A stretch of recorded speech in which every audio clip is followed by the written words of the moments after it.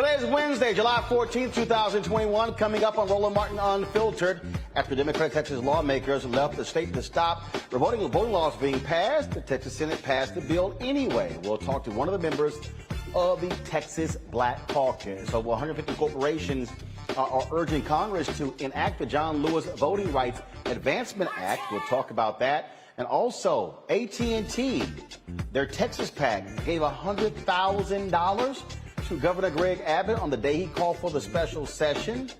Really? Senate Democrats have reached an agreement on a $3.5 trillion budget plan.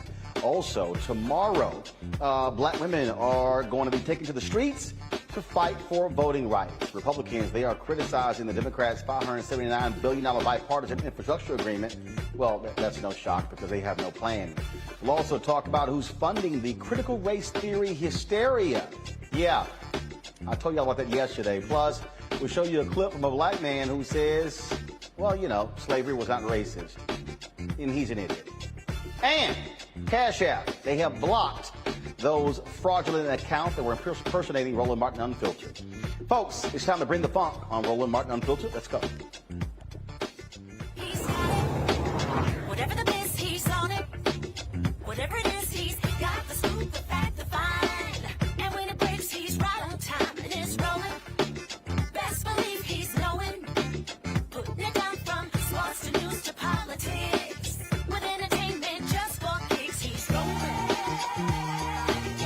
It's on go, roll, y'all. It's Roland Martin, yeah. Rolling with Roland now. He's funky, he's fresh, he's real, the best, you know he's Roland Martin now.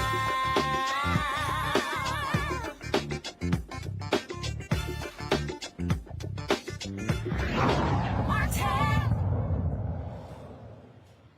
Just a day after Democratic Texas lawmakers left the state to stop restrictive voting laws from being passed, the Texas Senate passes the bill anyway. But if those 51 lawmakers don't return before the end of the special session, the bill will not pass in the House. Republicans are leaning on Governor Greg Abbott's threat to arrest those who left to bring them back for a quorum.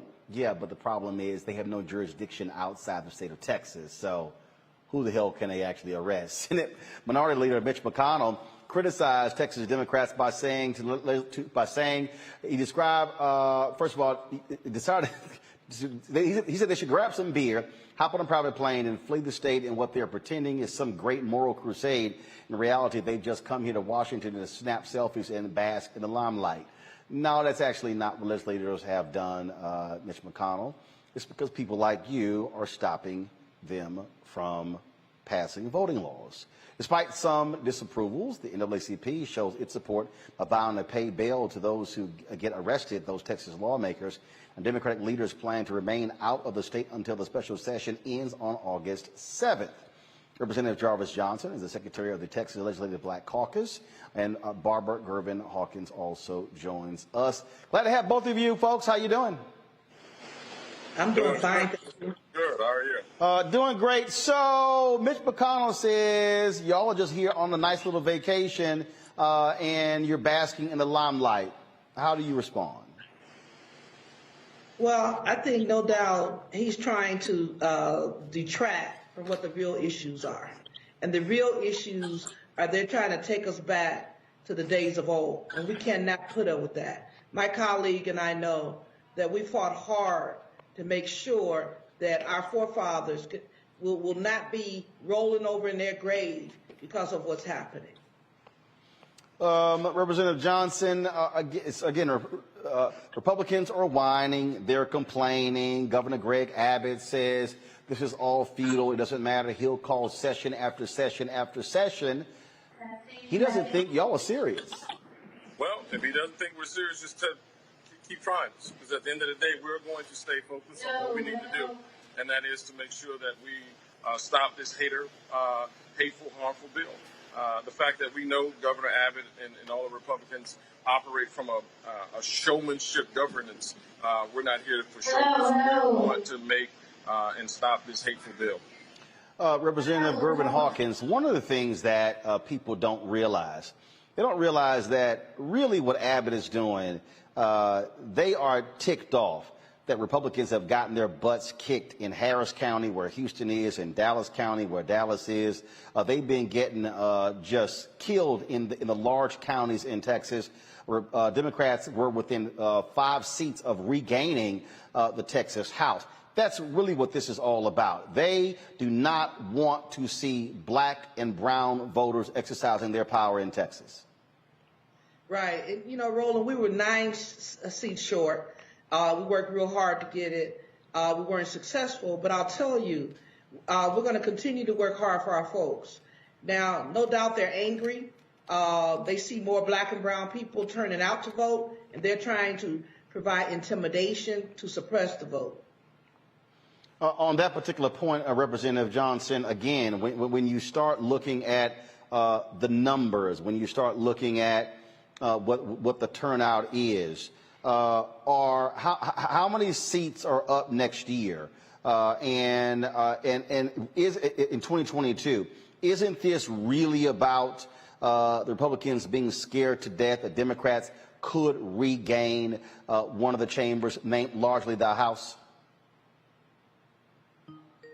Looks like we've lost Representative Johnson, so we're going to try to get him back. We lost his signal there. I'm going back to Representative Gervin Hawkins. What conversations have y'all been holding here in Washington, D.C.? You have yesterday, Senator Joe Manchin said he does plan to meet with Texas Democrats. Have any of y'all had any conversations with Senator Kristen Sinema? They are the two holdouts. If they would commit to ending the filibuster, specifically when it comes to voting, then these two bills could pass. Right. So we've been meeting with quite a few senators because it's going to take all 50 so that our wonderful vice president can break the tie. But we've got to educate our senators, our U.S. senators, on what's really going on. I think they don't really understand the gravity of what's happening. They see across the country the voter suppression movement, but in Texas, I mean, they're really setting up. Think about it. A poll watcher can come and look over your shoulder. Well, guess what? Your vote is supposed to be secured and private. It's a intimidation tactic. Poll workers have been given so much leeway that they can almost do anything. And I think many of our folks know they show up at the polls trying to vote, and then they get an irate or a right-wing type poll watcher, and then they get discouraged.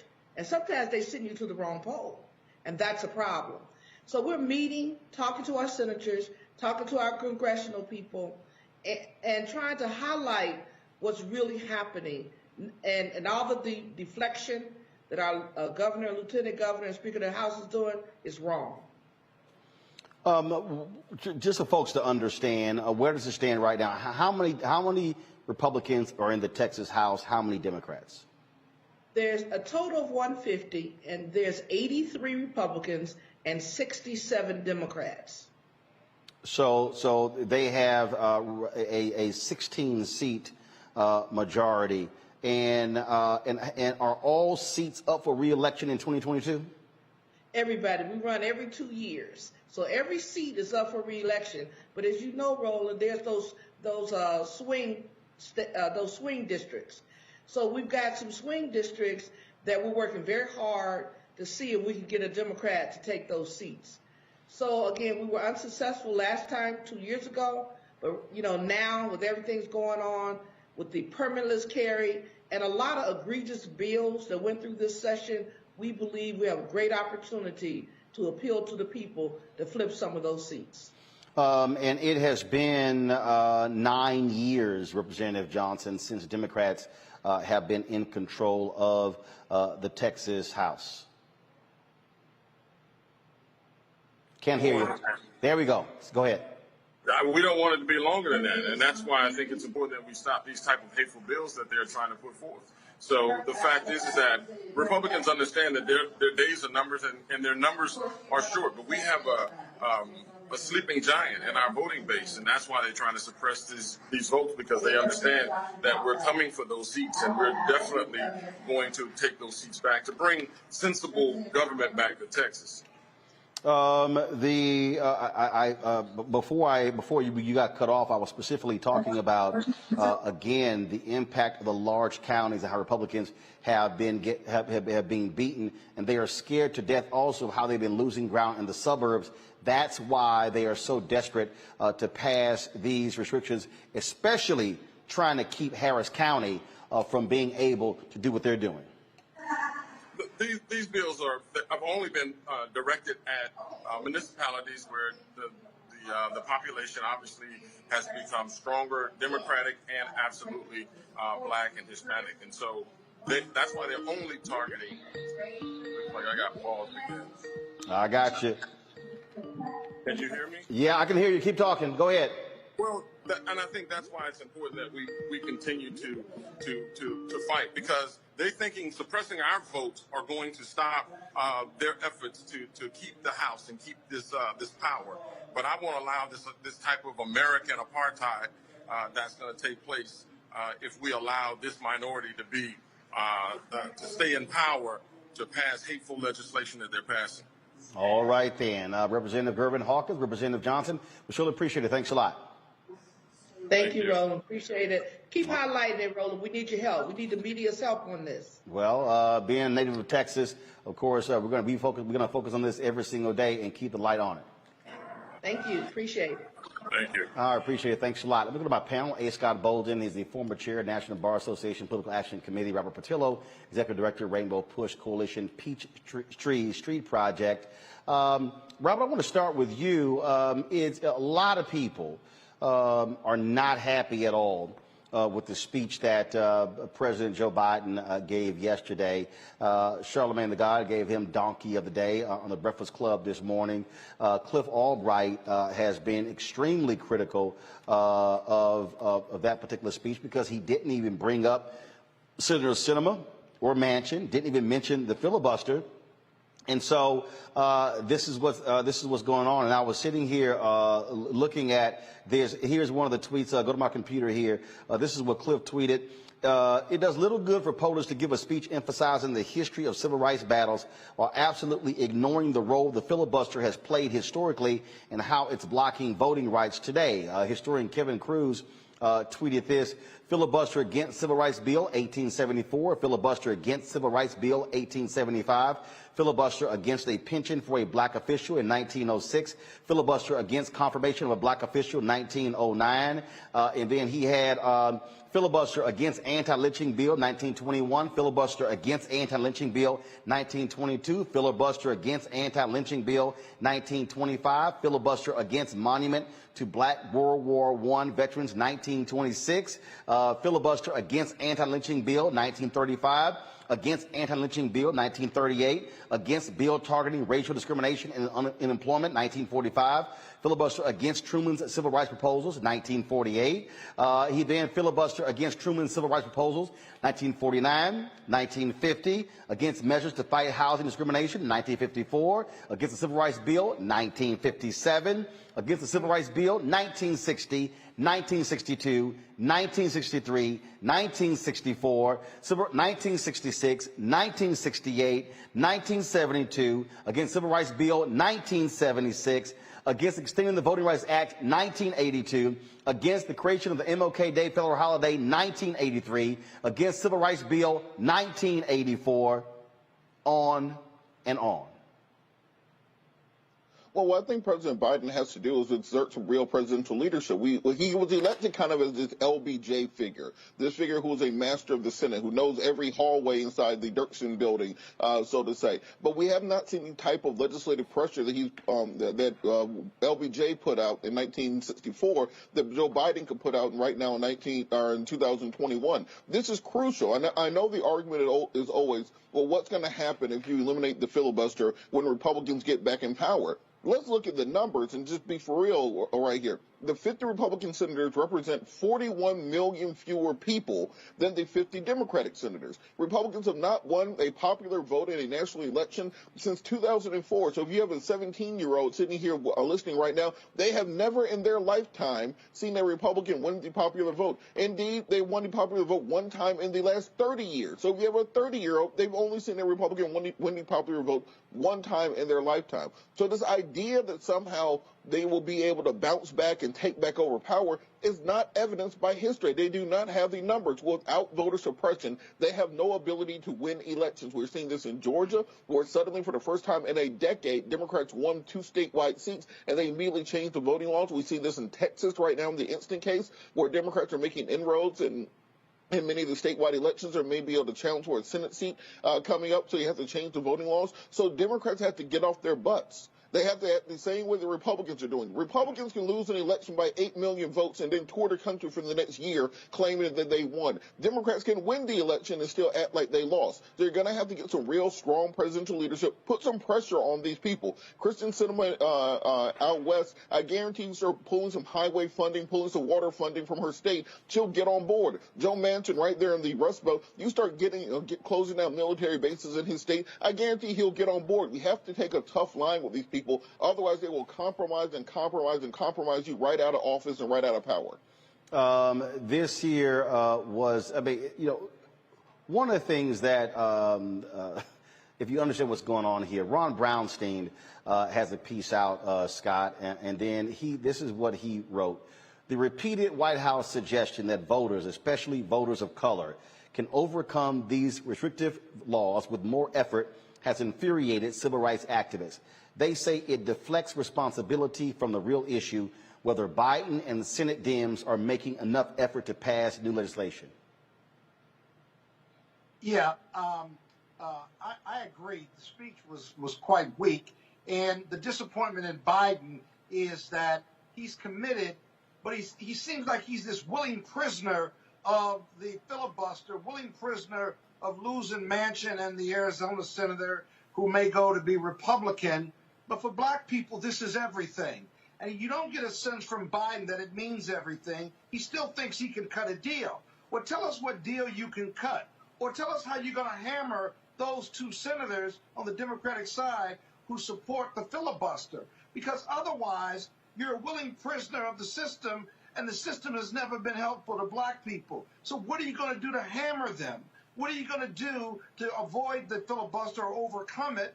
What are you going to do to craft something to get it approved so that we can vote and get criminal justice reform, get legislation against voter suppression and what have you? But if you're not willing to do that, then you're not down to do that. And so for black people, it's everything, and the future's now. Robert can talk about the future and votes and how we can win and so forth and so on. But the bottom line is Democrats don't have the votes right now. There's only so much Biden can do unless he's going to put it all on the line. And he needs to show America and show black people he's willing to do that. To date, he certainly hasn't crossed that line to give it his all. Robert, Ron Brownstein also shared another tweet from Cliff Albright. This is what he said. Don't come relying on activists to out-organize voter suppression to compensate for your legislative failures. This ain't the Green Mile or Bagger Vance, and we're not your magical Negroes covering up your broken promises. Cliff ain't holding back, Robert. He's 100% correct. Let's understand, we are expecting Democrat or activists and people on the ground and nonprofit groups not just to win elections, but to win by landslides just to barely win. So we have to overcome all of the voter suppression. We have to overcome voter ID. We have to overcome changing polling locations. We have to overcome many of these schemes and what Reverend Jackson calls tricky leaks, which are used to suppress the vote in many states. We have to overcome all that. Even when you do, like we did in Georgia, as most deaths say, you start keeping pace, they start switching up the tempo on you, and they change the rules right under you. You have to have federal oversight. The reason that the Voting Rights Act of 1965 was so crucial is because the right to vote is dispositive of all other rights. Nothing else you do matters unless you have a vote. Nothing else, no other legislative package that you pass matters unless you are able to secure the right to vote for African Americans or for black and brown people in this country, because otherwise in 2022, if they take back the House, or in 2024, if they take back the White House, they can reverse everything if you don't secure the vote first. And it's not this sexy issue. I understand that. It's not the thing you toured the country on. But I understand it's just us lowly old black folks wanting to have a voice in politics, and that's not the sexy thing that gets you on billboards,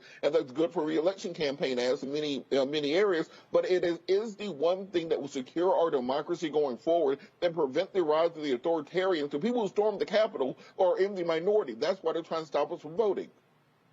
I want to bring in Melanie Campbell. She is, of course, with the National Coalition of Black Civic Participation. They have been engaged in activism all week on this whole issue. They're going to be, of course, having a rally in activation tomorrow at the outside of the U.S. Capitol. Melanie, again, activists are not saying they're giving up. They're not saying that they're going to quit. But what they are demanding is more from this White House. It's saying, again, Biden giving a speech in Philadelphia, never mentioning filibuster, never mentioning cinema, never mentioning Manchin, never mentioning any of that is kind of sad, and it speaks to, again, people want to hear a real plan of action as opposed to say, hey, activists, y'all do more. Thanks, Roland, for bringing me on. I thought it was a lot of strong things that he said, but what I heard missing in that speech was really wanting to hear him talk about what he was going to do about the process, right? The people over the process, and deal with this filibuster. One of the reasons that we're doing this this week of action, Black women and allies, is because we want to also put the pressure on the Senate, Democrats and Republicans, most especially because that's where right now we want them to take and put back on the front burner the For the People Act, because we know a lot of what if nothing gets passed now, the sense of urgency is there because redistricting is right down around the corner, and we can look up and we can lose a whole lot of elected officials that we voted for in 2020 in 2022. So we are unmoved, and we're going to have to keep fighting. And people say, well, they don't have the votes. People say that, well, whatever it was, Black folks showed up, Black women, we showed up, Black men, of course, you showed up too. We have to demand from our elected officials, those people who won by our vote, and I apologize that I'm where I can't be. I think I'm shaking a little bit. I apologize for that, but I'm just out where I couldn't get this technology straight. But for us, it is do or die. It is a state of emergency, and so we had over 40 organizations nationally, as well as folks coming from Georgia and Texas tomorrow. That we're going to be on the Hill with a call of action, as well as a little bit of civil disobedience tomorrow. And again, okay, but you're going to be there what time tomorrow? So if people want to join y'all, 4 o'clock. Okay, hold tight 1 second, hold on, Melody. If people want to join y'all, what time should they arrive and where should they go? 1 o'clock at the United Methodist Building, which is 100 Maryland Avenue Northeast, right next to the Supreme Court. And so again, they can go to blackwomentake.action.org, and they can see all of the organizations and also sign up to stay involved. And Roland, this is not a one-off. We will continue to be there every week as long as the Congress is in. We will be on the House side next week as well. And this is and the idea is that we want to keep the street heat going. We can continue to meet.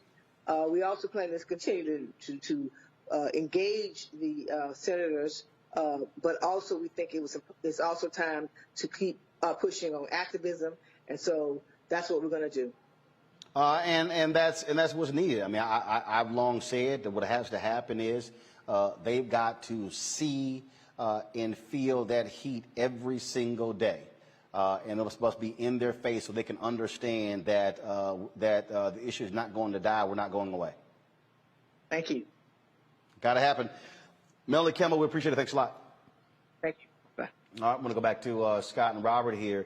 Robert, that point, heat has to be constant. And this is one of those things that, and Robert, I'm just curious, have you seen the NAACP? I mean, normally when it comes to activism, this is the role that they play. Do you see them putting boots on the ground? Well, I'm not talking about any other organization, but what I will say is we have to put together. No. I didn't ask you to talk about them. I asked a very simple question, and that is, when I look at the activism that is going on, I see on the ground action from Poor People's Campaign. I'm seeing Black Voters Matter. I'm seeing the National Coalition on Black Civic Participation. I'm asking, have you seen the NAACP with boots on the ground? Look, Roland, as I said, I don't look at what other organizations are doing, so I can't say one way or the other. But what I will say is that we have to put together the same coalition, the same effort that we put into the 2012 election, that massive turnout, 8 million plus people, 8 million plus margin of victory back in November. We have to do the exact same thing to push this thing through the Senate. What those Texas legislators did this week have drawn more attention to the issue of voting rights than anything that Chuck Schumer has done in the last 6 months. So we need to see this across the board, across the country, because otherwise, if Republicans are able to win the PR battle on this, to turn this into what are they talking about now? Well, the Democrats ran away on private jets to hang out in Washington. That's what they're trying to turn this into. If you're not able to control that PR battle and get the American public on your side and help them to understand the urgency of now, as the book says, the fierce urgency of now, then that's the only way that we can get people like Sinema and Manchin and even some leaning Republicans to come across the board to break the filibuster just on the issue of voting rights so that we can pass those things going forward. But Roland, Go ahead. Here's the deal. What's really frustrating about all of this and what the complaints against Biden really are is, listen, we don't have the votes. The protest and boots on the ground, that's really important. But who are you? But pressure on these senators and pressure on these representatives, what are you going to turn? The Republicans aren't turning. They're locking step behind their leaders, right? You're left with two Democrats that aren't going to turn, but Biden needs to do something about those two in regard to the filibuster. So you can protest, you can walk out of the Senate. I applaud all of that. The public pressure is there. But who are you going to turn? Because all of that, they're people who support the protest. They don't need to turn. They're on our side. And so you either got two Democrats or some Republicans, and the only thing that's going to happen, who's going to turn any of those people, isn't going to be public protest. It's going to be Joe Biden. That's it. And so it gets real frustrating for people like me and others because we say, I'm with you, right? But what is the path to victory? What has to happen to make this happen regarding a passing a Voters' Right Act or passing police reform? And we just don't have the numbers now, and you're left with saying, okay, we got to win another election to really make these things happen.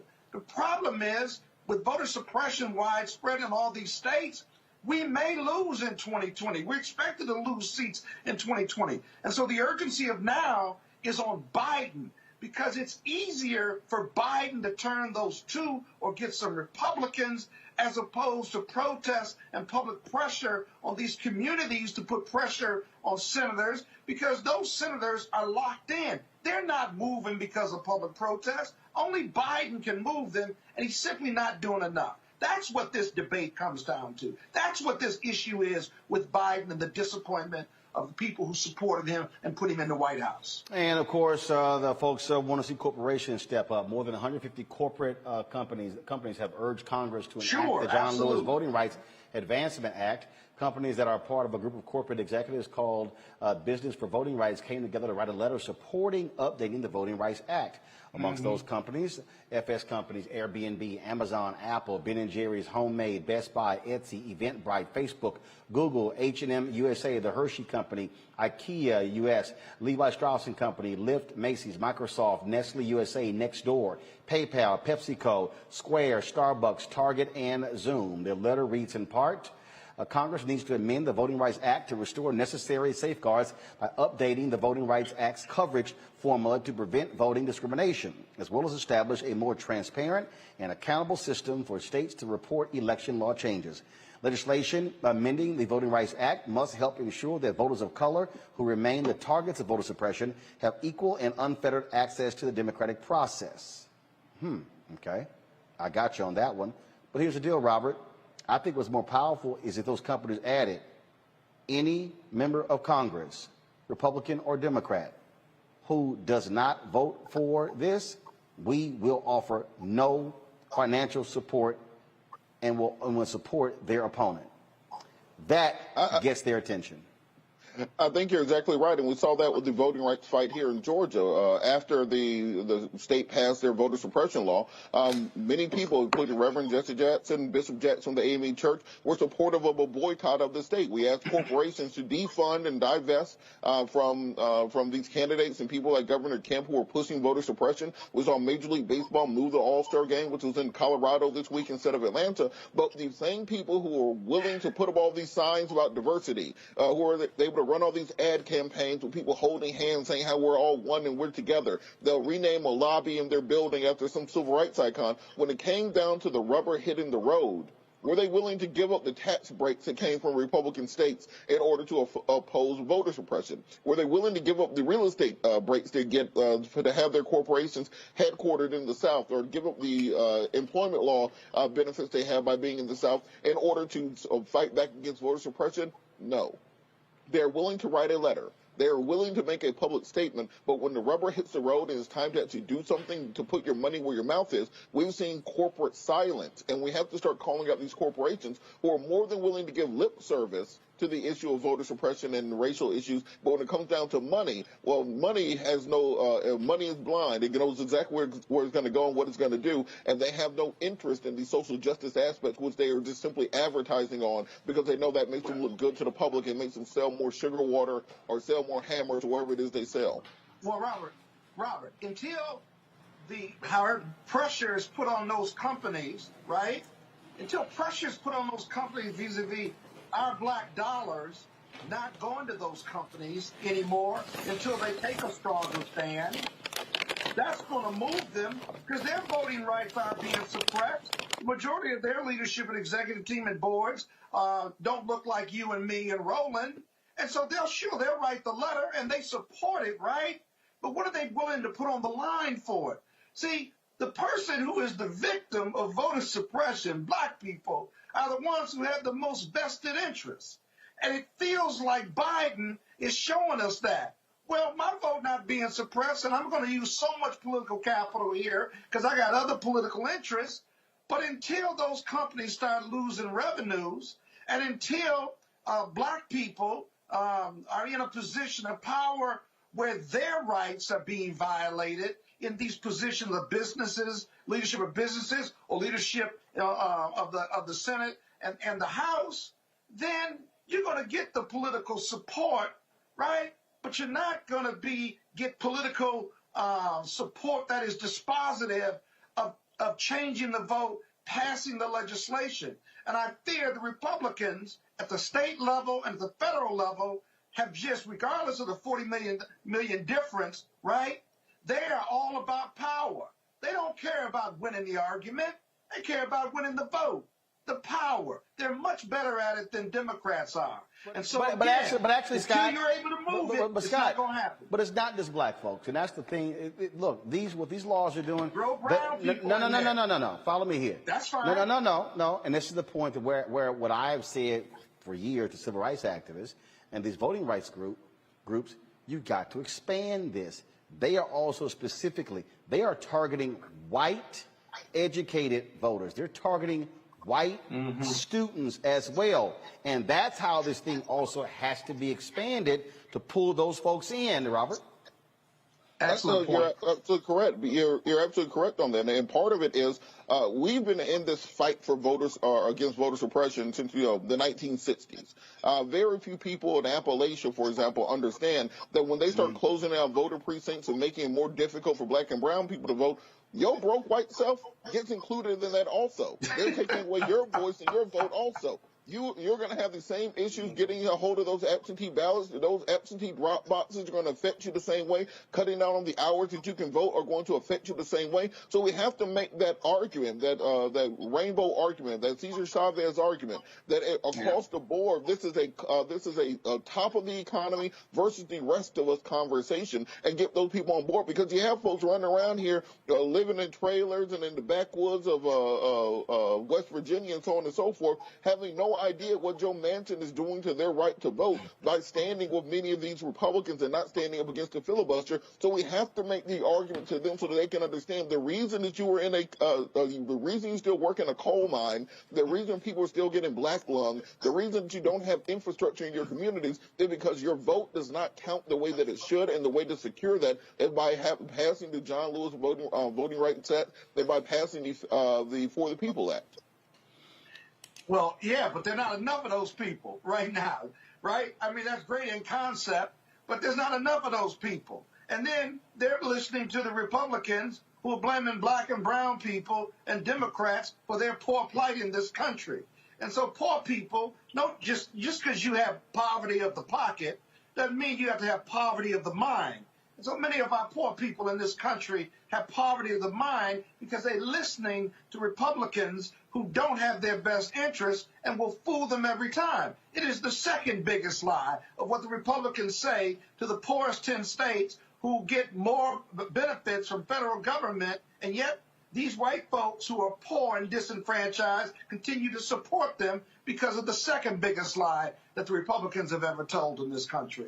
And so again, all of this is about the future, but our future is now with this voting rights piece, because 2043 is right around the corner, and the Republicans are fighting for that. This is their last stand, and I got to tell you, we're not there in beating them yet because we don't have the votes. And at the state level, they continue to make it difficult for us to exercise our rights to vote because that's the only way they can win.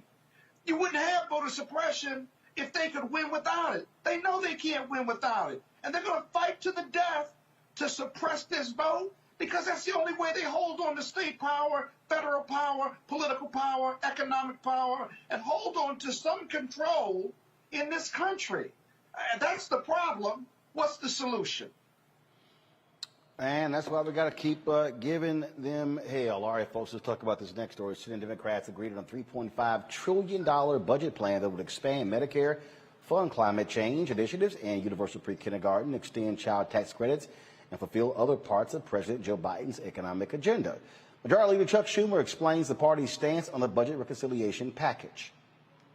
The Budget Committee has come to an agreement.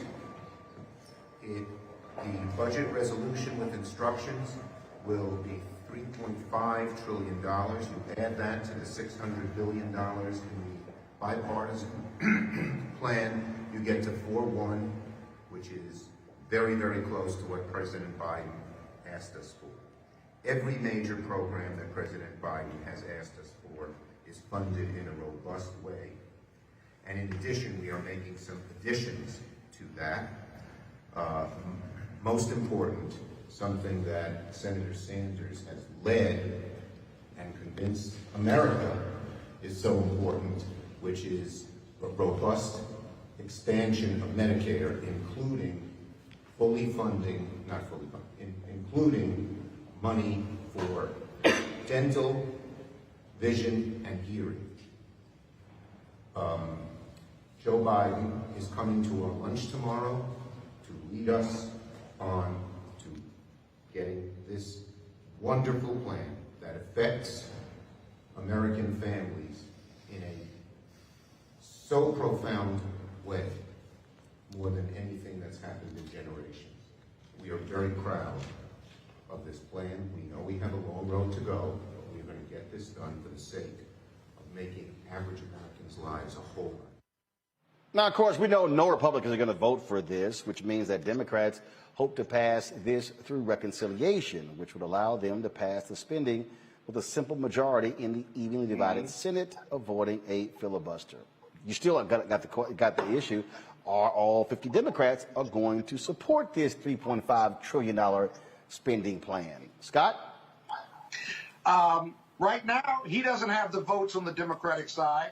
He doesn't have the votes until he talks to Manchin and the Arizona senator to see what they like, what they don't like, and how he's going to negotiate with them, whether it's going to be $3 trillion or $3.5 trillion. If they're on board, then this is going to sail through.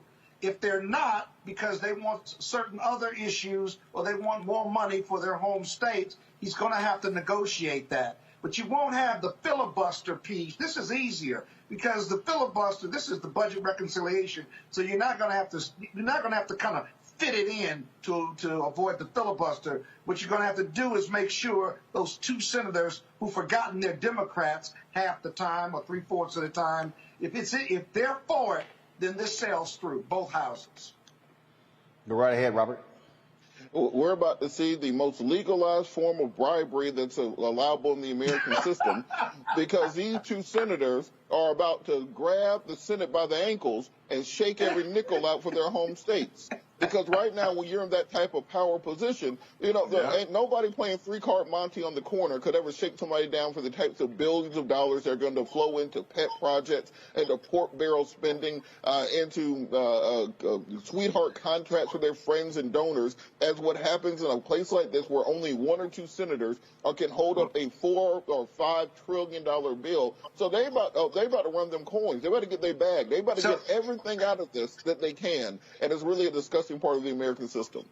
So, Roland, why not leverage this $3.5 trillion budget that they've just proposed and leverage that beyond the numbers or the monies for these to this Arizona and West Virginia, leverage it to get their support for the voting rights bill and the police reform bill, because money is your strongest leverage. So if you're going to give them a bunch of money to get their vote on the budget, throw in police reform and the Voting Rights Act and see if that works. Well, that's a question to you, yes or no. I don't know. That's what I would deeply try to do. That would be my leverage point. That's yours. Okay. All right. We'll see.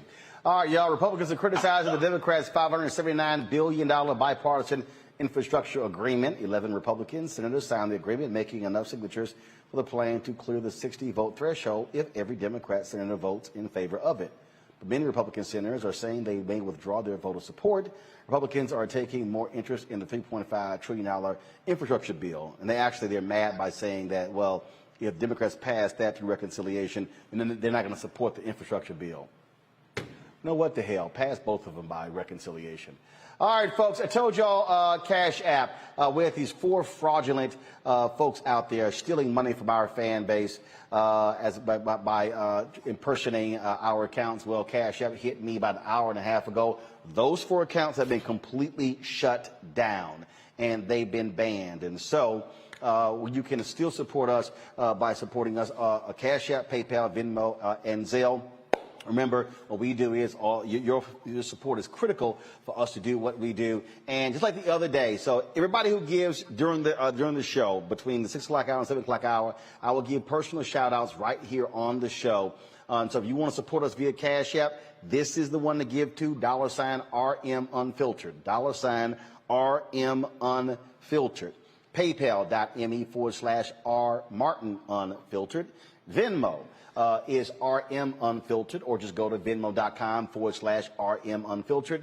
Zelle is Roland at RolandSMartin.com, Roland at RolandMartinUnfiltered.com. And so, again, everybody who gives to us, normally I give personal shout outs, people who give $50 or more. So today what I'm going to do is everybody who gives during the show will get a shout out during the show. Okay? And so let's do that. They worked great the other day. And you know what? I'm going to set a goal. I'm going to get a set a goal. I'm going to do this here.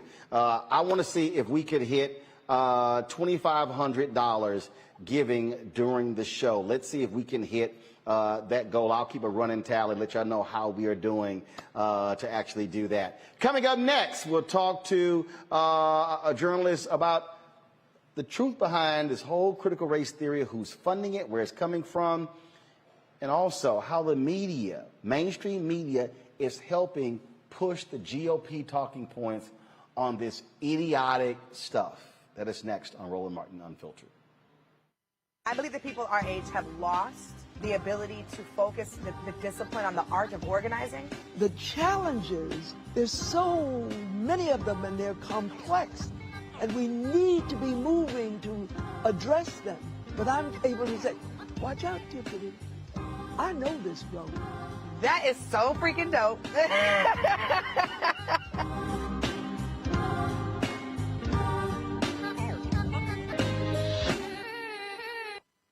George Floyd's death hopefully put another nail in the coffin of racism. You talk about awakening America. It led to a historic summer of protest. I hope our younger generation don't ever forget that nonviolence is soul force. Priceless.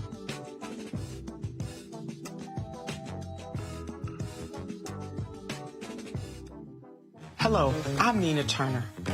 My grandmother used to say, all you need in life are 3 bones. The wishbone to keep you dreaming, the jawbone to help you speak truth to power, and the backbone to keep you standing through it all. I'm running for Congress because you deserve a leader who will stand up fearlessly on your behalf. Together, we will deliver Medicare for all, good jobs that pay a living wage, and bold justice reform. I'm Nina Turner, and I approve this message. I'm Bill Duke. This is Diala Riddle, and you're watching Roland Martin, Unfiltered. Stay woke. All right, folks. We've been talking about critical race theory. Actually, the Republicans have been doing, and mainstream media fell for the banana in the tailpipe. And the reality is this here. You have rich, white, conservative Republicans who are funding all of this. That's what they're doing. And then, of course, you had these idiots running around, all of a sudden showing up at school board meetings, and then you have Fox News say, oh, this is a major, major issue. No, it's a major issue that Fox News actually created. In fact, the folks at Media Matters have put out a new chart, okay, a new chart showing how major this is, showing how Fox News and the right, how they have blown this issue up to turn it. So this is what they do. This right here is the chart that they put out, folks, okay? And it shows you there were 3 mentions in June 2020 of critical race theory. And you see it went from 3, 6, 3. All of a sudden in September of 2020, it jumped to 69. Then all of a sudden, election season, it fell back 6, 4. All of a sudden, then it jumped. Then all of a sudden, 23, 21, 29, 107, 226, 537, 901. Do y'all see what's happening here? This is what happens when the right, they begin to drive these messaging. Well, Judd Legum has actually been doing a lot of research, and he's been breaking down exactly where the funding is coming from, where it started. Now, before I go to Judd, he's with the Popular Information Newsletter. You had this idiotic brother, and he was one of the fools who were running his mouth out there, critical race theory. And you know, Fox News loves a black person who speaks against race. Listen to this dumbass on Fox News. Yeah, because they're very invested in this whole idea that the nation was founded on the idea of systemic racism, that it's built into every single institution in America, even in the military. Folks are worried that this is something that they need to address within the military. And we just did a story about how the Navy is underprepared right now, but they're spending a heck of a lot of time on this. What do you think about that? It's absolutely absurd because nobody really wants to get the real history of it. America was not founded on racism. Don't get me wrong. Yeah, there was slavery going on, but slavery itself was not initially a racist thing. It never was about race initially. So to sit there and take it like America was founded on racism, it's a complete lie. Yeah, there was slavery going on, but slavery was going on in all the world. It never was a race thing. So why are we making it a race thing now? Ty Smith, thank you for being here. Good to have you with us today. Thank you. Martha McCallum, are you that stupid? Are you that stupid where you could, that as a white woman, you couldn't even correct that brother who was that dumb? But again, y'all, understand the game, what they're doing. Joining us right now is Judge Legum. Judd, how you doing? Good. How are you, Roland? All right, so you've done a lot of research, laying this thing out. You've had this fool Christopher Rufo with the Manhattan Institute. That's the same place where you had that other idiot Heather McDonald. Anytime Fox News needs someone to say that white cops aren't killing black people in huge numbers, they run to Heather McDonald as she somehow is the so-called the police expert. Lay out what your research has discovered as to really who is funding all of this critical race theory drama. Yeah, so what I observed is just a whole host of different kinds of organizations, campus organizations, activist organizations, think tanks, and they all were pushing mostly misinformation about critical race theory and injecting it, as that chart you showed before I came on indicated, just injecting it straight into the political conversation, making it virtually the #1 topic that you hear about if you're watching Fox or many different news outlets. So looked at all of those organizations and then tried to find out everything I could about who was funding them. Now, some of their donors are secret, but if you get a donation from a private foundation, they have to file with the IRS and say who they're giving for. So I looked at all the private foundations that were funding these organizations, and one just kept coming up again and again and again, and also with large donations. And that was an organization called the Thomas W. Smith Foundation. Over $4 million from the Manhattan Institute that you talked about, but also all of these different organizations that are pushing critical race theory into the center of our discussion, from the Heritage Foundation to right-wing media outlets like the Federalist and the Daily Caller, to some places that are less well-known but have played a big role in kind of pushing this, like the Claremont Institute, the Heterodox organization, the PragerU, which is big on YouTube. So all of these have been getting funding from the same source, and they've all been saying virtually the same thing about critical race theory. And you mentioned PragerU. They were, the New York Times, they did a big feature on them, I think it was a year ago, showed that it was, they've been funded by right-wing billionaires. They got the initial $7 million from 2 conservative billionaires out of Texas. That's the game that is played. That's how they do this, how these rich conservative, these white billionaires fund these conservative digital operations, fund these nonprofits, and then they get tax breaks. PragerU is a nonprofit. The Daily Caller, nonprofit. And so the Manhattan Institute, again, they create these fellows. So essentially create these salary positions, and then that's how Fox News puts them on the air, OAN, Newsmax, all these entities. That's how they do this. Yeah, and Thomas W. Smith, who's a hedge fund guy from Florida, is on the board of the Manhattan Institute. And the person that he pays to distribute this money, a guy named James Pearsons, is also a fellow at the Manhattan Institute. And he's written a lot about race and his views of it. And really what it reveals is that what's coming up and the reason why they're pushing critical race theory, it's not about what critical race theory is, which is something that is taught mostly in law school about how systemic racism is embedded in the laws and in court decisions, but it's a person who really opposes all efforts to reduce racial or economic inequality, even if it's done by a private foundation. Doesn't want black studies or women's studies to be taught in school, opposes all diversity efforts. So that's really the viewpoint of the people that are pushing this, and critical race theory is just a new vehicle for a lot of these old ideas. And that's a lot. I think that's what my research helped show. And Eric Bollert wrote a particular piece about this where he talked about how mainstream media is failing at this. He is founder, editor of Press Run Media. And he was clear in terms of and what happens. And I've walked our people through this, Judd, so they can understand the game. They can understand how the game is played.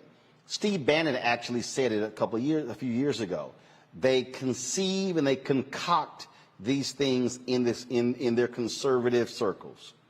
They then weaponize it by saying we need all conservative media pushing this thing out. Then they go, mainstream media, why aren't you covering this? This is a big issue.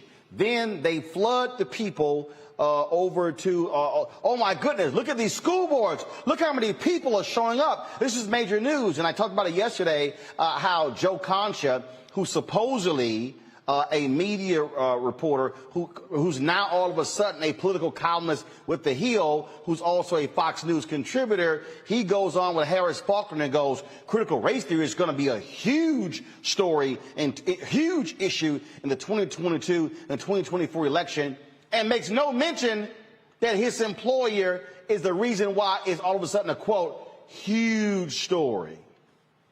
Yeah, I think that's right. And Steve Bannon himself has talked about how, he sees a lot of political benefit in talking about critical race theory. And I think, if you think back to that chart, I don't think it's a coincidence that this really started in the summer of 2020 when you saw more movement, more talk about racial equality, economic equality after the murder of George Floyd. And as that started to pick up steam, this is really the response to try to make this so toxic that people just, if they're not talking about it, want to run away from it. And I think that's the issue about establishing critical race theory as a brand, is sort of to take all efforts to talk about racial inequality and brand them as radical and subversive. And in fact, in this pretty stupid headline with the New York Times, and this is how dumb. This is what Eric Boehlert was talking about. This is an opinion piece that dropped yesterday in the New York Times. Why is the country panicking about critical race theory? Judd, the country is not panicking about critical race theory. They're not.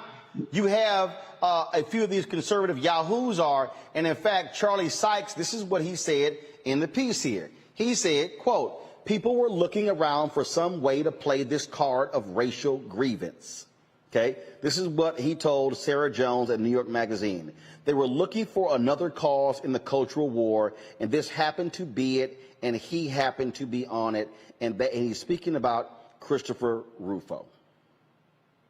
Yeah, and I think one of the things is we're only really understanding the tip of the iceberg as far as what's behind this, because the nature of these financial disclosures, I'm able to look at the money that was donated between 2017 and 2019. Many of these groups, there's a bunch of new groups that were just formed this year. And those are the people who are, contesting school boards elections, rallying parents to show up and shout at school board meetings. They were created just this year, and we don't know who's behind them. My guess is it's probably a lot of the people that are behind the groups that we do know about and have some information about, but it's really been a huge effort, not only to inject it into the media, but also to turn out people and really terrorize a lot of these school boards to make this a salient political issue. And in fact, there have been superintendents and board members who've actually had to get security because of death threats. Judd Legum, great job with that research. We appreciate it. Thanks a lot. Thanks. Robert, Scott, see, this is the thing that we have to learn to explain to others. And what happens is, Scott, these mainstream networks be real quick. They on stories like this, all of a sudden they can find all the black people to talk about it. And see, we have to again. Game has to recognize game and be willing to go on and say, no, we're not going to talk about this because it's dumb. We got to call it what it is. See, they want us trying to delve into it and break these things down because it feeds their purpose as opposed to calling it what it is. And what they want to do is they want to label anything dealing with race or diversity under critical race theory and go, it's all bad, throw it all out. Well, it fits into their big lie narrative, too. I mean, you're denying that slavery occurred. You're denying systemic racism.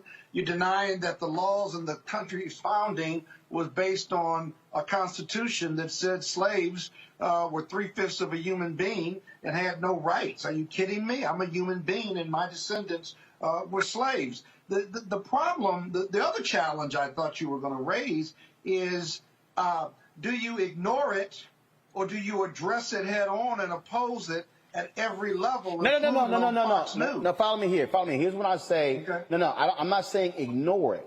What I'm saying, call it out what it is. See, here's what they want. What they want is, and mainstream media is so dumb, they give it to them every single time. Mm-hmm. They actually want you to go book Kimberly Crenshaw to have a common sense discussion on exactly what critical race theory is. Because they win when you actually are taking their criticism seriously. What they hate is being dismissed. They hate it when you mock them. And that's what I would do. I mean, I would mock them. I would go, oh, really? I'm sorry. Oh, your feelings are hurt? Really? So this is a major deal. No, it's not. That's a lie. No, it's not. And that's why the New York Times headline is stupid. Okay? Yeah. The New York Times is feeding into the right-wing narrative. They love seeing this headline. They are sitting here going, we won, because this is the headline. Why is the country panicking about critical race theory? The country isn't. That's right. Hold on, Robert. Scott, go ahead. I'm going to go back. Then I'm going to Robert. Real quick. We certainly are, because it's stupid to deny that slavery occurred or Jim Crow occurred, or that millions of black people were enslaved, or thousands, multiple thousands were, or that we were abused and had less citizen rights and housing and voting rights and what have you. It's stupid to ignore the civil rights movement. But then why are we so afraid to teach that to our children in public schools and private schools? It's the truth, basically. So it's not a big deal. You're just fighting the truth or fighting windmills to have this social or cultural debate to offset Black Lives Matter. But hold up. Police are killing us. But Scott, this is what you just did. You just walked into their trap. Well, saying that it was a lie? No. Hold on, Robert. Okay. You walked into their trap when you took the critical race theory and then talked about what we should be teaching our kids in school. Follow me here. But we certainly have to teach them the truth. No. Okay. No. But critical race theory is being taught. First of all, it ain't being taught everywhere. Right.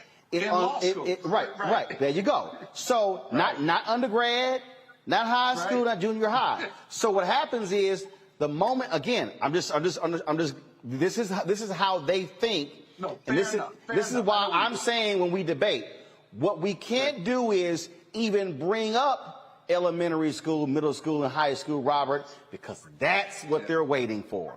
Because they want to equate anything dealing with race as under critical race theory.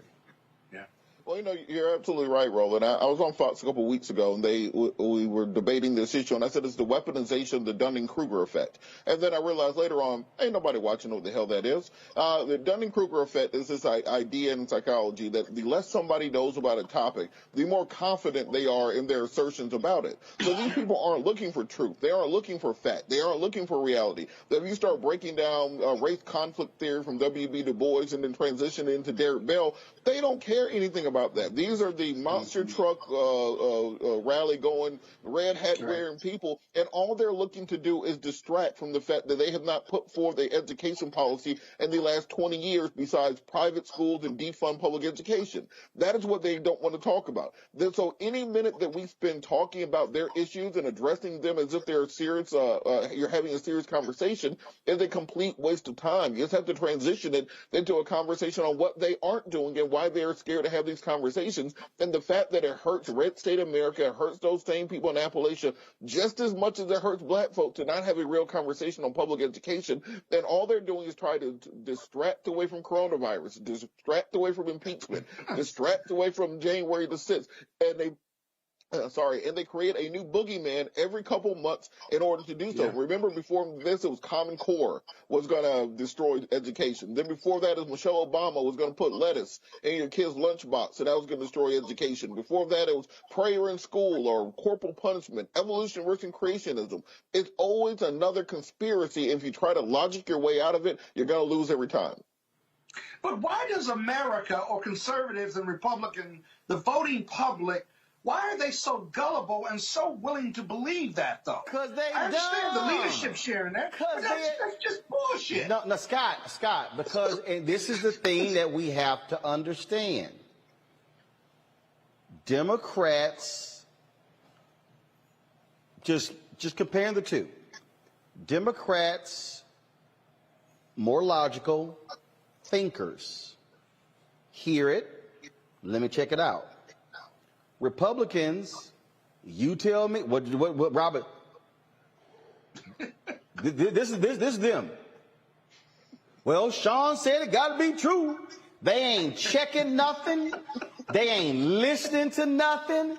They ain't studying nothing. That's why more, you call it low information voters. Yeah. When they say low education voters, those are largely Republican voters. So, and Republicans know it. When you had these broke ass people with no teeth in Kentucky who in 2016 elected a Tea Party governor, voted for Donald Trump, and literally the week after the election were going, you know, I'm really concerned about us and losing our health care. And they were like, you know, damn that Obamacare, but I don't want anything to happen to my Affordable Care Act. Right there. That is the core dumbass voter on the right. That's right there. Right there. Roland, on that point, their go-to, I debate a lot of people, and some very intelligent conservatives, people like Bruce Lavelle is great to debate against, or some other people. But then there's some complete, open the gates at the zoo idiots that you have to debate, and they go to the same talking points. Whenever they start talking about Marxism, socialism, communism, that means they don't know what the hell is going on the rest of the conversation, and they're just trying to filibuster to the commercial break. And as soon as somebody starts saying, someone said cultural Marxism, and I asked them what was Marx's first name, and they got quiet because they hear little slogans here and there on the internet, or they'll see a headline, and they'll put no more thought into it. And so when you're trying to have a logical argument with somebody who has put no thought into a subject, you might well be talking to a horse. There's absolutely no difference. You're going to make the exact same amount of leeway. And again, folks, that's exactly what they do. This is the game. I just need people to understand the game. You got to understand the game. And so, yeah, and yeah, Fox News, they'll call you, Robert. They ain't gonna call me. I'll be on tonight at 12:40. Cause they know how that's gonna go down. They ain't gonna call me. They'll call you and Scott. But You're gonna be on at 12:40 a.m.? Yeah, you know, what's called Shannon show's late night now, so hop on. Hell, she I'm not gonna be up at 12:40. I'll be up at 12:40, but she ain't gonna call me either. Because I'm telling you, like I watched the other day, Peter Hegseth. I saw it on Mediaite. He was debating this House Democrat, and he was being arrogant, condescending, and wrong. Then he had the nerve to call the Texas Democrat condescending. And then I'm like, no, fool, that's you. But see, they love to try to change the subject. But again, game recognized game. You always got to realize what these fools are doing. And so that's what they're doing with critical race theory. All right, folks. So here's the deal. A lot of you, I need y'all to double check. Those of you who gave via Cash App, if you gave to any of those banned accounts, I need you to send me an email with a screenshot the date you gave and how much you gave. Some people have reached out to Cash App. Cash App is saying that they're not going to make any refunds. I'm trying to actually to get them to do that. And so what I need y'all to do is actually send me I need a screenshot of that. If y'all could, so here the these are the fake cash apps. Okay, one was $RMUNF, $RMUNFI, $RMUNFIL, $RMUNFILTERE. Y'all need to. All these accounts have now been banned. If you gave to any one of these four, take a screenshot and send me an email to send it to Roland at RolandMartinUnfiltered.com. Send it to Roland at RolandMartinUnfiltered.com, and I'm going to try to see if they could and do a refund on that. So I'm working on that. Also, I said that I'm going to go to a break right now, but I said I was going to shout out the people who have given to us during the show. Our goal is to do $2,500 while we are live on the show. Let me see. Let me go back to my email so I can pull y'all up because y'all been sending stuff. Let's see here. I want to shout out Eaton Hart for contributing. Thank you so very much. I want to shout out Jerry Williams. Thank you so very much. Gary Butler. Appreciate it. Thanks a bunch. Let's see here. Rachel Harrison, Joyce Johnson, Sandus Dobbins. Let's see here. James Yates, Katrina Washington, Jared Wilder, Corey Brown, Ben, Emmett Tross, Christopher Lavanya, Joel Clark, Empress Sally, Sarita Highland, Enrique Goodwin, Cito Moise, Yativa Prather, Corey Jackson, Janae, Rhonda Smith, Jaquan Penn, Autumn Arnold, Daryl Pettis, Michael Shields. Let's see here. Give me 1 second. I got to scroll down because between all this old junk mail they send me as well. Let's see here. Roger Petaway, I appreciate it as well. All right. And so, Phyllis Bell, you just sent in. Cordell McMillan, you just sent in as well. And so everybody who gives during the show via Cash App, Zelle, PayPal, or Venmo, I will personally shout you out on the show. Cash App, $RM Unfiltered. Venmo, RM Unfiltered. PayPal, R Martin Unfiltered. Zelle is Roland at RolandSMartin.com. Roland at RolandMartinUnfiltered.com. Certainly appreciate it. Thank you so very much. Folks, got to go to a break. We'll be back. Roland Martin Unfiltered. White supremacy ain't just about hurting black folk. Right. You got to deal with it. It's injustice. It's wrong. I do feel like in this generation, we've got to do more around being intentional in resolving conflict. You and I don't always agree. Yeah. But we agree on the big piece. Yeah. Now, conflict is not about destruction. Conflict's going to happen.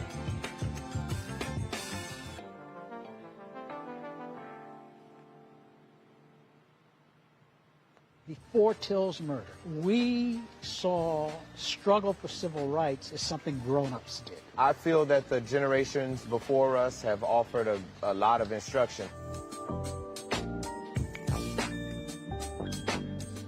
Organizing is really one of the only things that gives me the sanity and makes me feel purposeful.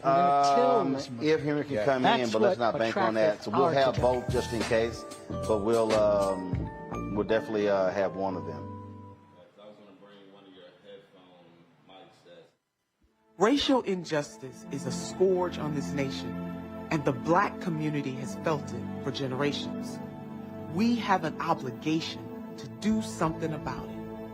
Whether it's canceling student debt, increasing the minimum wage, or investing in black-owned businesses, the black community deserves so much better. I'm Nina Turner, and I'm running for Congress to do something about it. Hey, I'm Amber Stevens-West. Yo, what up, y'all? This is Jay Ellis, and you're watching Roland Martin Unfiltered.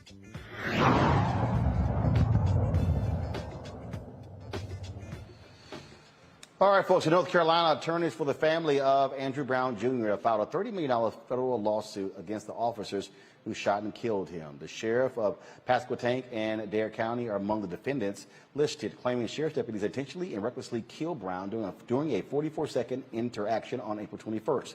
Since the DA, Andrew Wombo, declined to file criminal charges against the deputies in the case, Brown supporters believe the civil case is the only avenue remaining to get justice for the killing of Brown. In a news conference today, attorney Harry Daniels explains why filing this lawsuit was a no-brainer. This lawsuit was easy to draft. Because the facts in this case is very easy that anybody can see. This is an unlawful killing, a murder of Andrew Brown. The district attorney stood before you guys in sometime in May and talked about that he utilized the law to make his decision. Well, he somehow missed the law of North Carolina. Talk about it. That's right. He somehow missed the law in the Fourth Circuit that covers the state of North Carolina that is abundantly clear and have been established in 2005 that you cannot shoot a person who is driving away from you. That's right. That's right. In fact, if you look at the case law that has been cited inside our brief, that case, the Strickland case, that individual admitted that he tried to hit the officers. But once he left, fleeing away, they had no authority to shoot him. That's exactly what happened to Andrew Brown. That's exactly what happened. We're brought claims under the United States Constitution, the Fourth Amendment, the unlawful seizure of his person, of his body. Intentional wrongful death, and I mean intentional wrongful death, because those officers intended to fire those weapons and do harm to Andrew Brown. Negligence. We also brought claims under assault and battery. But one claim that we brought under federal law is that the customs, the policies of Pasquotate County Sheriff's Office, the customs and the policies of Dare County Sheriff Office enabled these officers to go to Andrew Brown House on April 21st, 2020 to execute him. No checks and balances. So we're not just here to file a lawsuit on the behalf of the Brown family. We filed a lawsuit for anybody who have suffered injustice on behalf of this sheriff office, this administration, Dare County, et al. The lawsuit is seeking $30 million. Somebody asked me, why so much? Well, why is Andrew Brown dead today? Answer that question with that question. Two deputies involved in the shooting have returned to work for the Pasquotate County Sheriff's Office. One other deputy involved resigned from the force. Scott, your thoughts about this federal lawsuit? Well, it's expected. You know, we often talk about criminal justice versus civil justice. Neither one will bring the victim back. But civil justice is a lot more accessible for the victims and their families and their lawyers simply because they get discovery, they get depositions, they get questions, interrogatories, and documents to lay out not only custom and practice of the police department, but what actually really happened. I actually think this is going to be a tough case because while there was a vehicle involved, there's a factual dispute as to whether that car touched these officers or not, or whether the driver's intent, who is the deceased and who is the essentially the plaintiff, or as the state is the plaintiff, whether he intended to get away from the police or he intended to harm them. That blocked the criminal justice, them from being charged. But the civil justice piece will certainly be in play. They've got to prove custom and usage. But the other thing is the standard to proof is much lower. It's not beyond a reasonable doubt. It's by preponderance of the evidence. And so whoever puts the most evidence in, the most credible evidence, the jury will most likely believe them. Got to get past the motion for summary judgment, though. And judges in the Fourth Circuit, judges in the federal district court in the Fourth Circuit, it's a toss-up. Robert? Well, I piggyback on what Scott says. This is of course, not going to bring back the decedent, but it is the best that our system can do. And then often, sometimes evidence will come to light during the discovery process in a civil case, which can be brought to prosecutors, which can result later in charging, or if the information was not presented in the first place, that information can later result in charges sometimes, depending on what is seen during the course of the discovery process. Of course, they should not give up on the criminal proceedings. There's always a Justice Department review of the local decisions. The State Attorney General, as we saw in the Ahmaud Arbery case, can step in to file charges. So I would not set these things aside. One thing I think the public needs to understand is just because the family accepts a settlement does not mean that they've been quote unquote paid off and that the case is over. I've heard that so many times. That's not what happens. The family still needs to be made whole. This individual's life had to matter, had to have value, and because of that, you have the civil process. More than likely, this case will end up settling before going to trial. But don't think that the family simply takes the money and runs because there's a settlement in the case. They still grieve. They still lost a loved one, and this is just the least that the system can do in order to try to make them whole for their loss. All right, folks, in Florida, the former Jackson County Sheriff's deputy convicted of planting drugs inside cars during traffic stops is going to prison. Judge James Goodwin sentenced Zachary Wester to 12 years, 6 months, and 8 days to the Florida Department of Corrections. The 28-year-old former deputy was arrested in 2019 after investigators discovered drug paraphernalia in his car, matching items he planted on drivers. He faced 67 charges, including racketeering, official misconduct, fabricating evidence, and false imprisonment, and was found guilty of 19 of those charges. Ain't that something, Robert? You know, it's about time, and I think people have to understand how pervasive this is in law enforcement. Me and Harry Daniels, who was on the last case, me and him worked on a case out in Carroll County, Georgia, where they mistook I believe it was a broken tooth, and they claimed it was crack cocaine.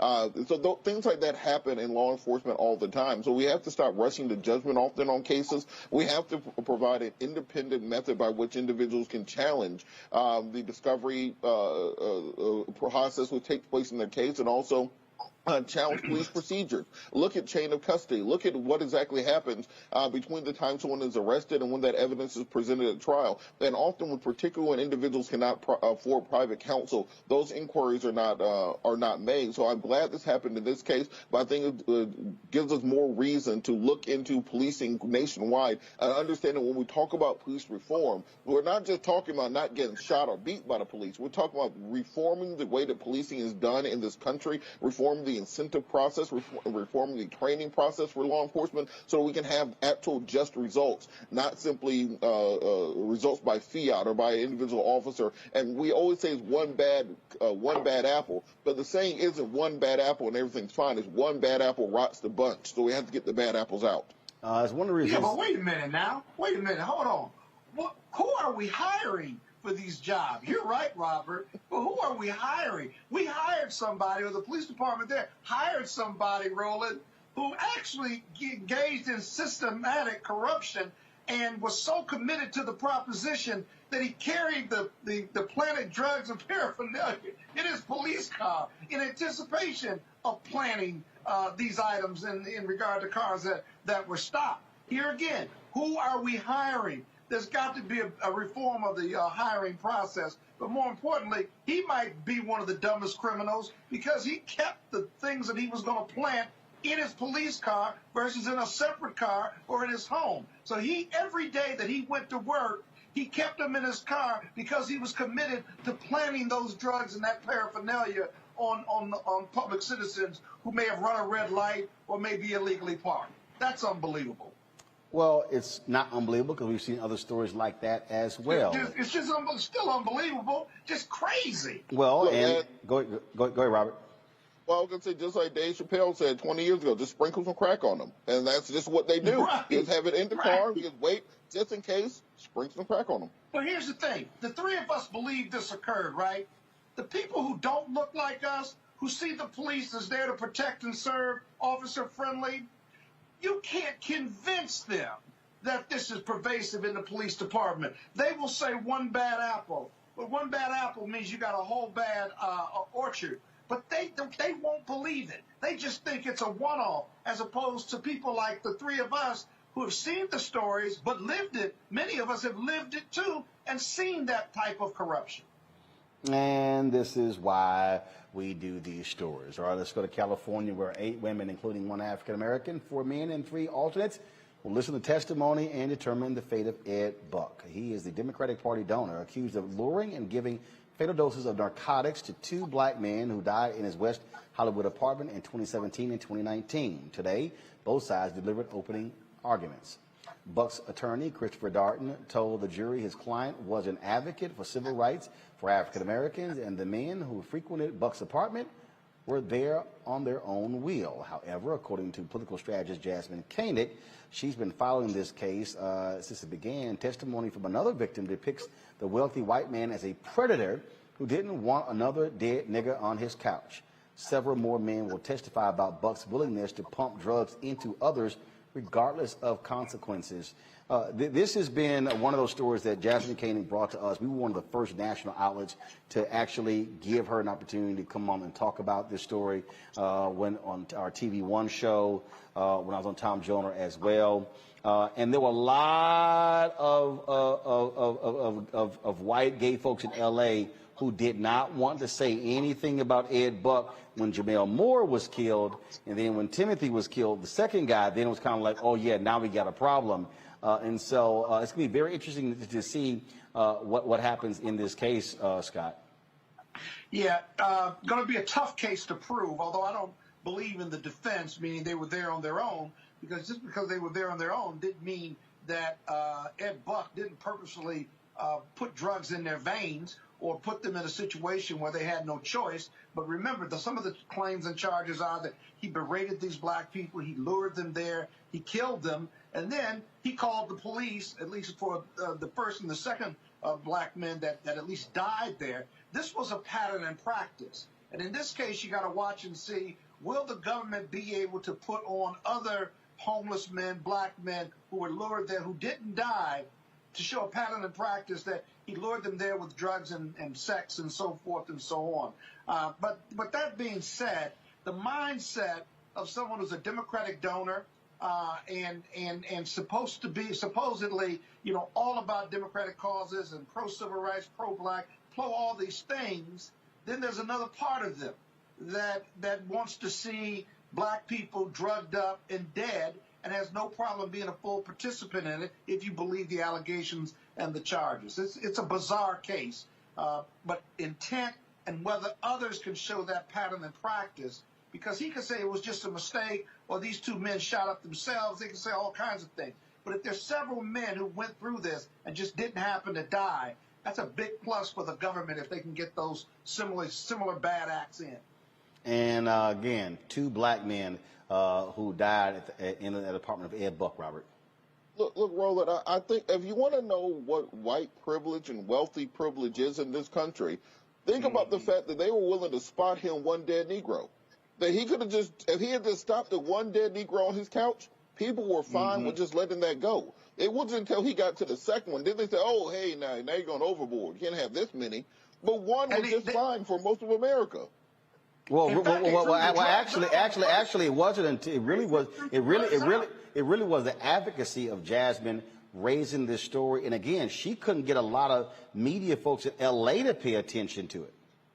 Right. And there were Democratic officials who kept accepting Ed Buck's donations who would not say anything. Yeah, and in the first case, they suppressed the drugs.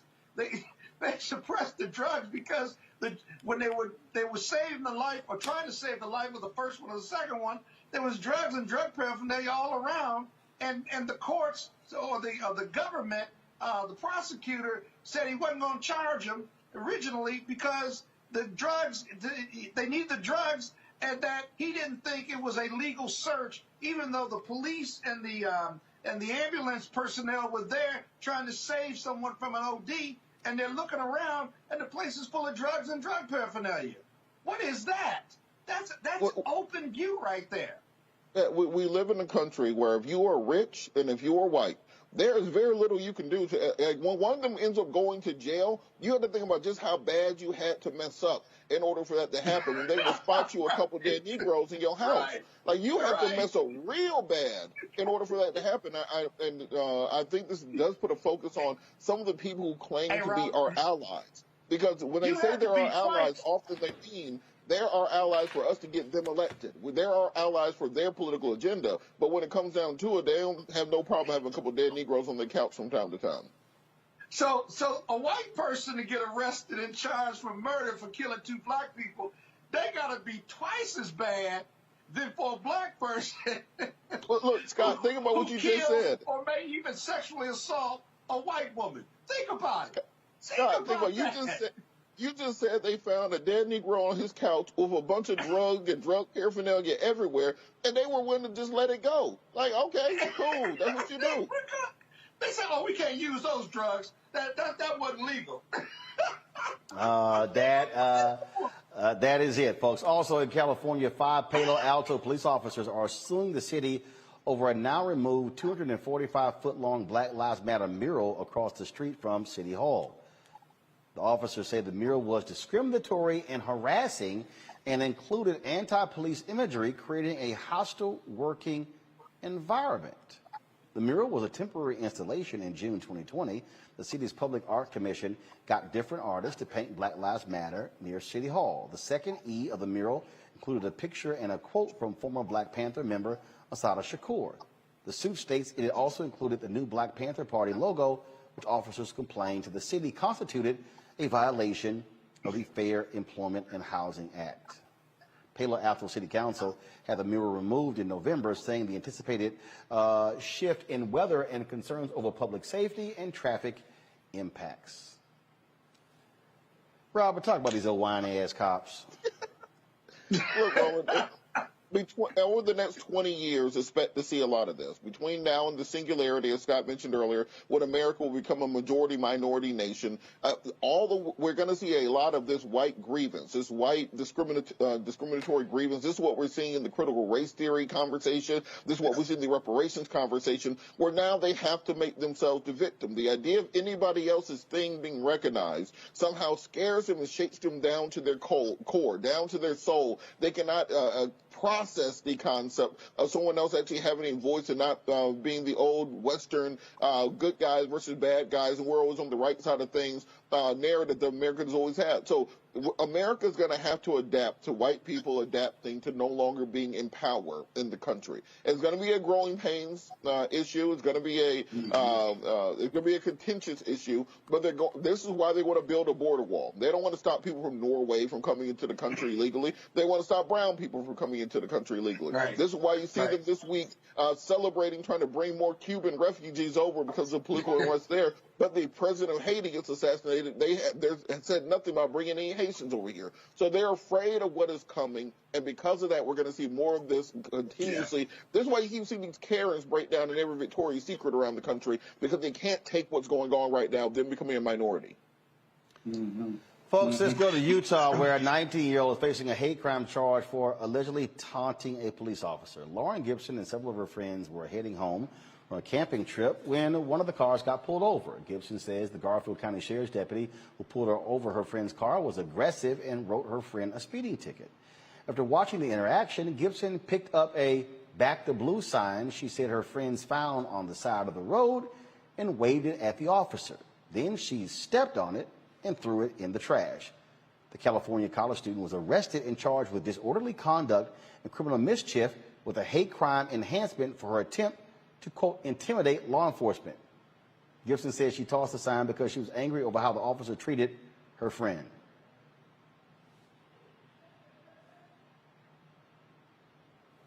Am I missing? My turn. It's got to be my turn on this. Go ahead. These laws, this was a hate crime, is what you're saying. She was charged with a hate crime, and I think she can get up to a year or maybe 20 years in jail if she's convicted. But since when were the police have become a protected class, or someone that has a history of hate being used against them simply because they're the police? Or your last story where Black Lives Matter doesn't mean blue lives don't matter. It means black lives are for good policing, not bad policing. And so you see these statutes and these regs popping up locally because of the police union pressure. But the fact of the matter is all of them eventually are going to be found unconstitutional. They're not in a protected class, if you will. And when juxtaposed with the First Amendment right of this young lady in Utah, or any of these other cases where I speak out against the police, or I rip up something, or I say I hate the police, basically, I've got a First Amendment right to do that, and the courts are going to agree with me. I don't care whether you're in the Fourth Circuit or the Ninth Circuit, and hopefully the Supreme Court, that the First Amendment reigns, because there's got to be an important state interest in order to infringe, or compelling state interest, I'm sorry, Robert, a compelling state interest to infringe on my First Amendment.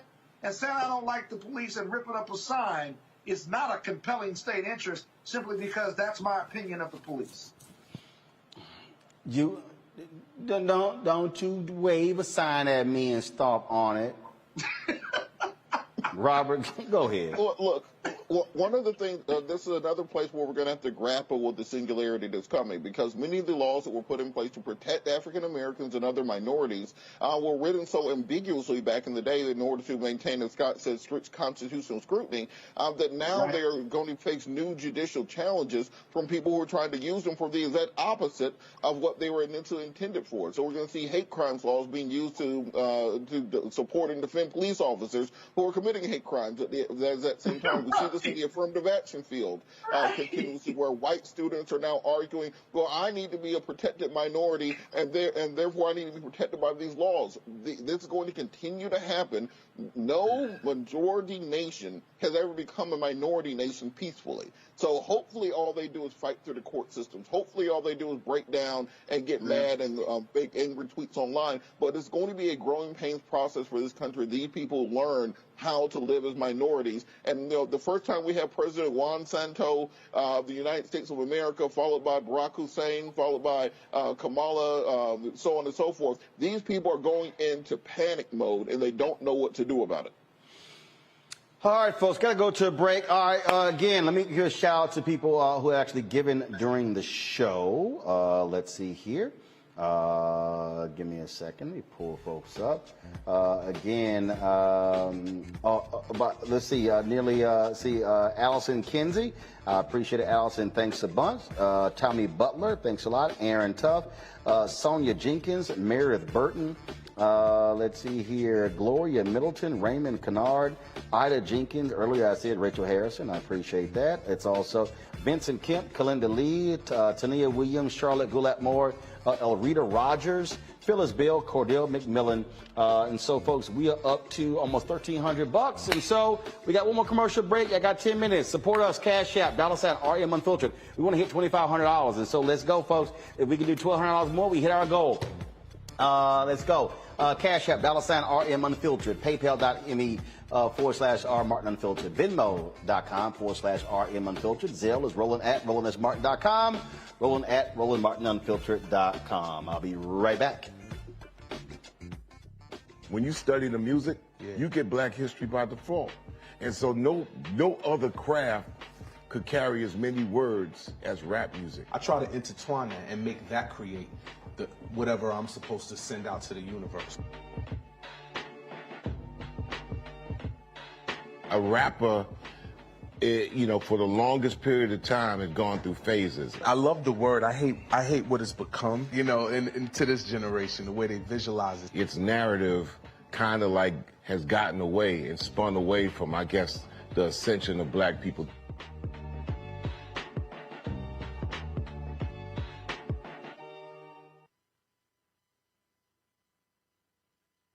Women have always been essential. So now how are you going to pay us like that? And it's not just the salary. I mean, there are a whole number of issues that have to support us as women. Yeah. But that's what we deserve. We shouldn't have to beg anybody for that. And I think that we are trying to do our best as a generation to honor the fact that we didn't come here alone and we didn't come here by accident. I always say every generation has to define for itself what it means to move the needle forward.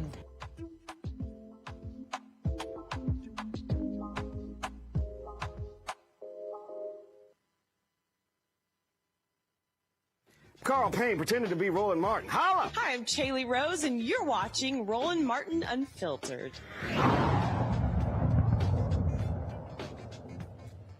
All right, got to get y'all thoughts on this. Have y'all seen the juvenile vax that thing up video? This is a headline in Politico. Biden's COVID vaccine campaign is sputtering. Juvenile thinks he can help. The 90s rap star was vaccine hesitant too, but he changed his mind and remixed his classic tune in hopes of convincing others too. Here's the deal, Robert. I would probably say the plan is sputtering because the ad agency, they ain't spending money with black media.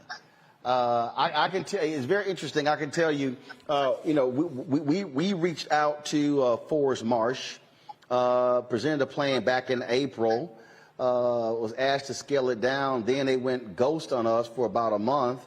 And then we followed up by saying, okay, what the hell? And then, the sister working the plan was like, wasn't happy that I had criticized Forced March. Well, hell, y'all ain't supporting black media. And here's my whole deal.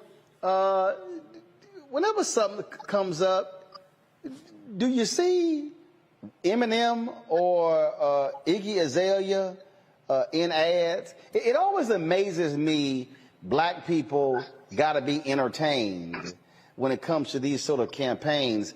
And again, nothing against Juvenile, but it's with these agencies that think that's the only way to reach black people is if you go to black entertainers, as opposed to also utilizing trusted black voices, experts, things along those lines. That, to me, it just bothers me in so many different ways.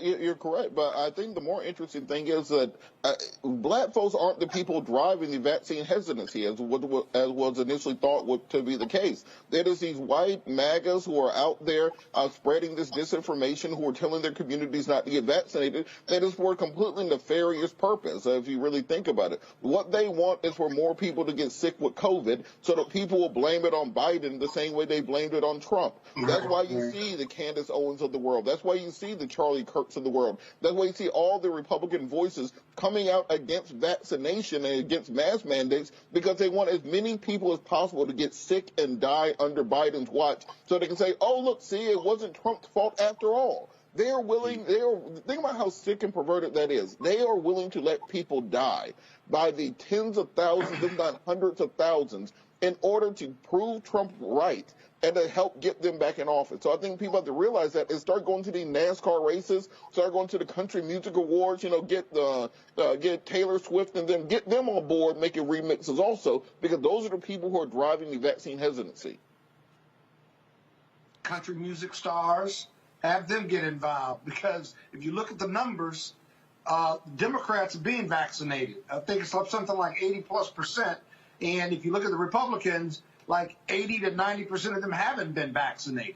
And so the country music stars or people who appeal to those audiences, they need to get them involved, if you will. Because Robert's right. It's not black people. There's some people who just won't do it for non-political reasons. I got it. It's the most crazy debate you have with them. But the bottom line is, you're just telling me you don't really care about me and others. You care about yourself. You don't care about others. You don't care about others dying and those who have died before. And so I get tired of debating whether they're Republicans or individuals in our communities who don't want to be vaccinated or have some other alternative conspiracy theory about this.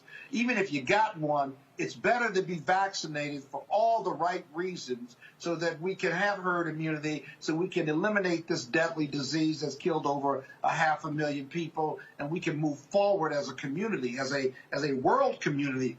And the only way we're going to do that is get the vaccination. Doesn't mean you won't get sick. It means you'll be less sick, right? And if you give it to somebody, you're more likely not to. But if you do, they'll be less sick. And that's really important to getting the herd immunity and eliminating the disease. How complicated can that be? How political is the statement I just made? It's completely non-political. It's rooted in health. And I don't understand why America just can't get it right.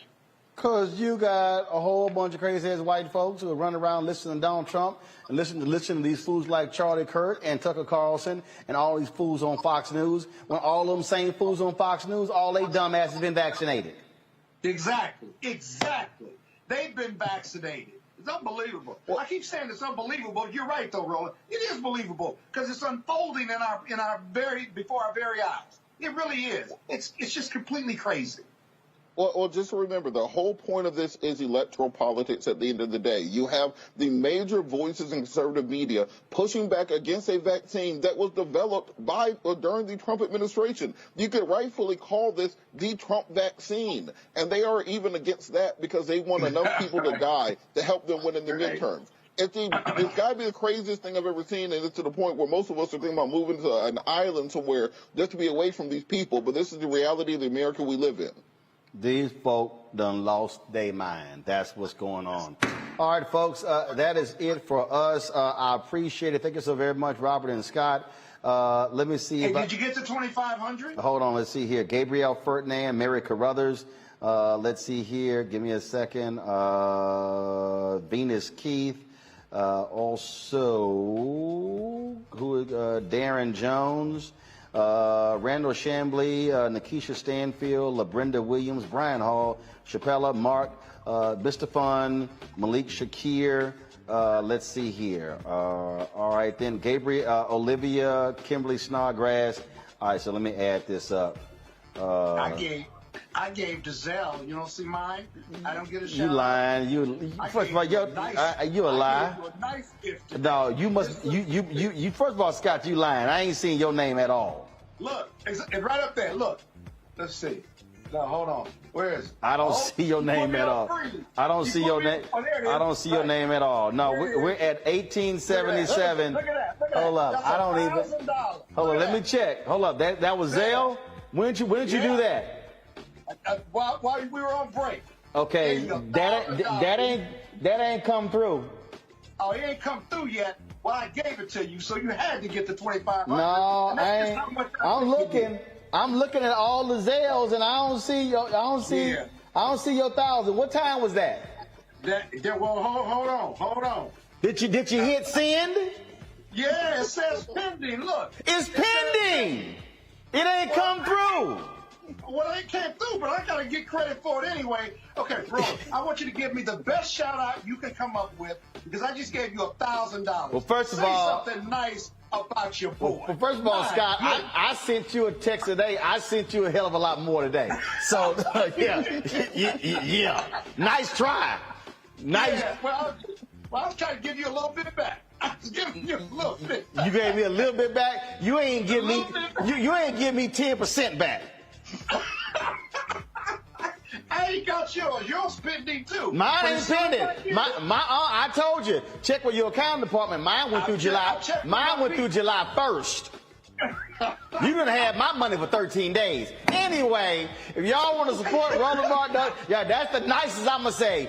Check with your accounting department. Y'all, everybody who gave today, I guess including Scott, y'all, thanks a bunch. Yes. So with Scott's 1,800, with Scott's 1,000, we're at 2,877. Ray Wilson, Joseph Hayes just gave. So we're actually at 2,892. If y'all want to support Roland Martin Unfiltered, remember, every dollar you give goes to support this show. Tomorrow, see, this is why y'all got to support what we do. Tomorrow, we're going to be actually at the U.S. Capitol with the National Coalition of Black Civic Participation, live streaming their event on Capitol Hill, fighting for voting rights. We're going to be out there. We're going to have 2 of our cameras. Hey, Anthony, bring me that live view. And so we're going to be out there of course, with our cameras, live streaming that event. And so that's why we do what we do. When y'all watch us every single day, we were streaming earlier the unrest in South Africa. Associated Press, look, we pay $101,000 a year for that. I just want y'all to understand what your money goes to. And so this here is called the Live View. This is the Live View LU800. This is one of the live streaming units. This is ABC, NBC, CBS, all the networks. This is the top of the line live streaming unit.